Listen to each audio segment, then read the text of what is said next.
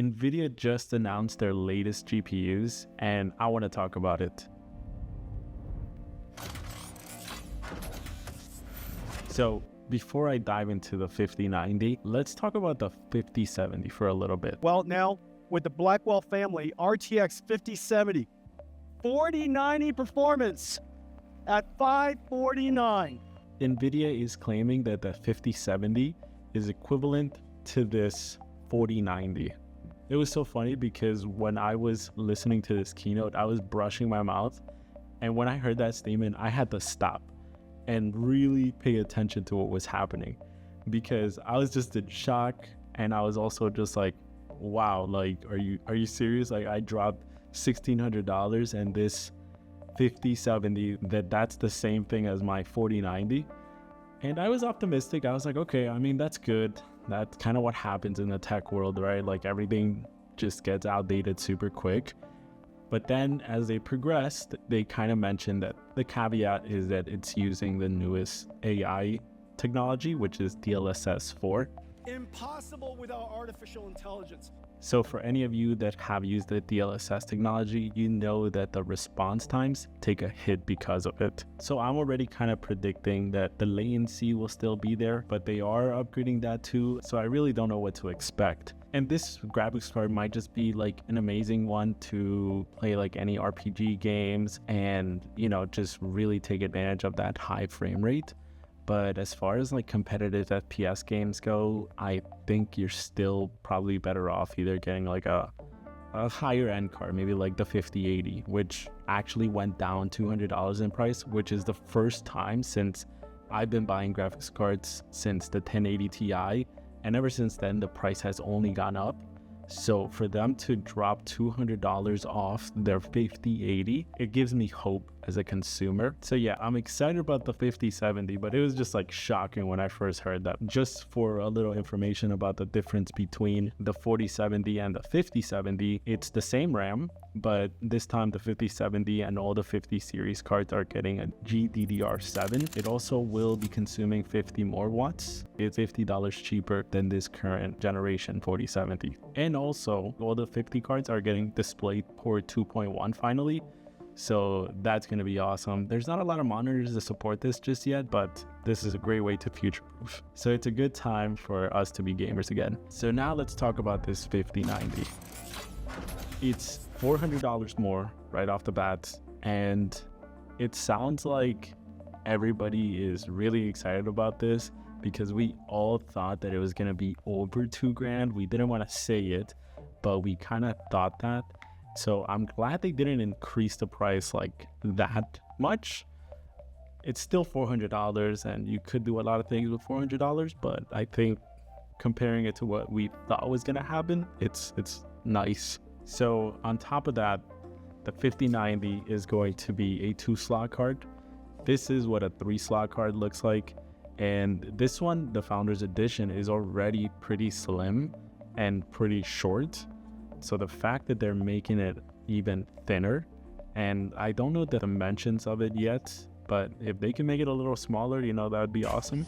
They're also getting rid of their flow-through system that they have going on. So that new design is really going to be affecting any small form factor builds, because these Founder Edition cards made it so that you could put it in like a really tight place and not be too concerned about the card overheating. They're also getting rid of the blower from the back over here.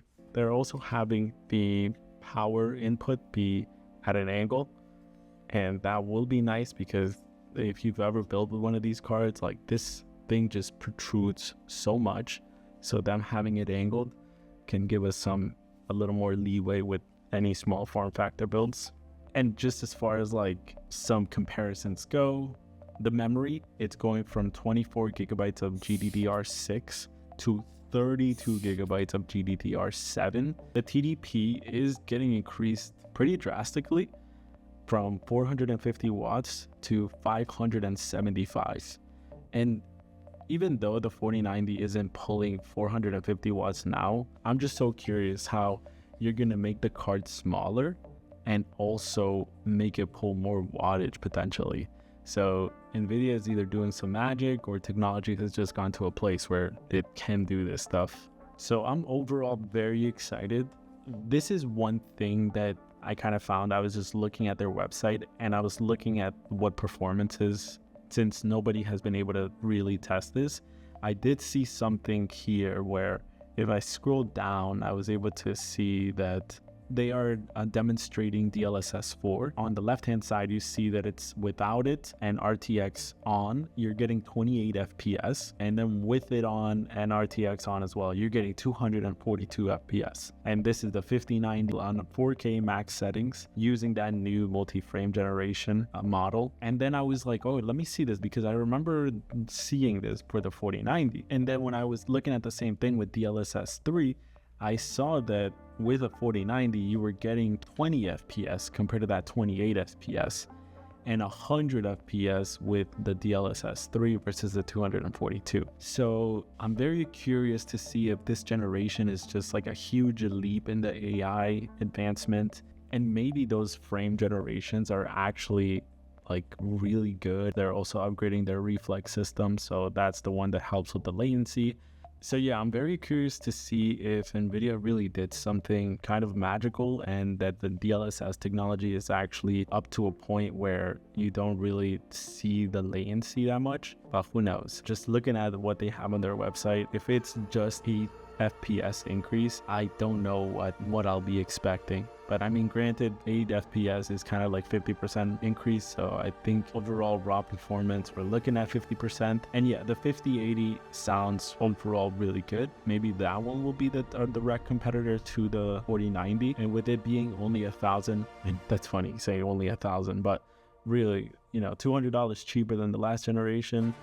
I feel like this is the one that everyone's going to kind of gravitate towards, and it might really compare to the 4090. So if that's the case, that's a really good play on Nvidia. So anyways, stay tuned to see any more updates on this. I will try to get my hands on them and try to get some tests for you guys and see how it actually performs in the real world. And with that, I'll catch you guys on the next one. Peace.